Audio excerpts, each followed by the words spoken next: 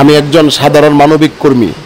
আমি আমার সমাজের জন্য, অবহেলিত মানুষের জন্য আমি কি কাজ করতেছি বিস্তারিত আপনারা দেখুন এই ভিডিওর মাধ্যমে। আমি একজন মানবিক কর্মী। যেখানেই যে কোনো সমস্যা হবে আমাকে জানাবে। আমি আমার অবস্থান থেকে সর্বোচ্চ চেষ্টা করব।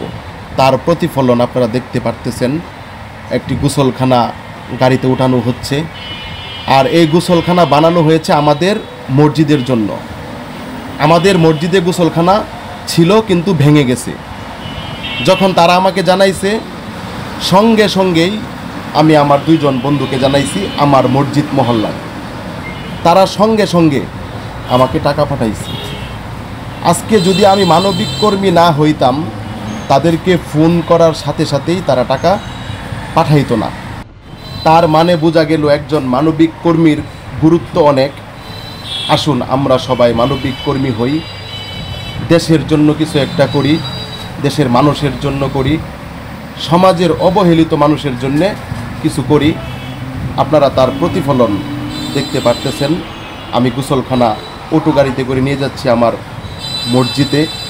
আজকে যদি আমি মানবিক কর্মী না হইতাম, হয়তোবা এত দ্রুত এই কাজটি করা আমার দ্বারা সম্ভব হইতো না।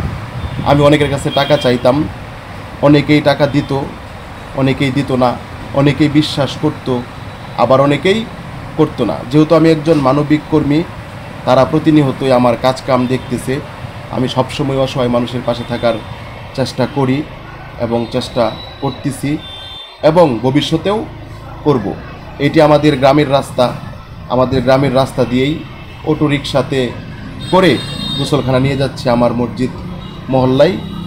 সরাসরি আমি নিজে মসজিদে এই গোসলখানা দিয়ে অটোওয়ালাকে ভাড়া দিয়ে আমি আমার গন্তব্যে ফিরে আসব।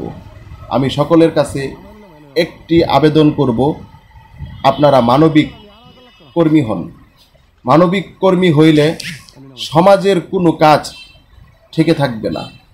আপনি যখন আপনার বন্ধু মহলকে জানাবেন, আপনার আত্মীয় স্বজনকে জানাবেন, আপনার প্রতিবেশীকে জানাবেন, তারা আপনাকে মূল্যায়ন করবে, তারা আপনার কথাকে গুরুত্ব দিবে। দেখুন, আমরা আমাদের মসজিদ মহল্লায় গোসলখানা নিয়ে চলে এসেছি।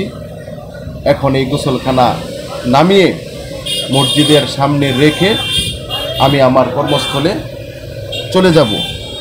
সবাই সবার জায়গা থেকে অসহায় মানুষের পাশে থাকার চেষ্টা করবেন। অসহায় মানুষকে সহযোগিতা করলে আল্লাহ আপনাকে সহযোগিতা করবে। সবাই আমার পেজে ফলো দিবেন, আমার ভিডিওতে লাইক, কমেন্ট, শেয়ার দিবেন।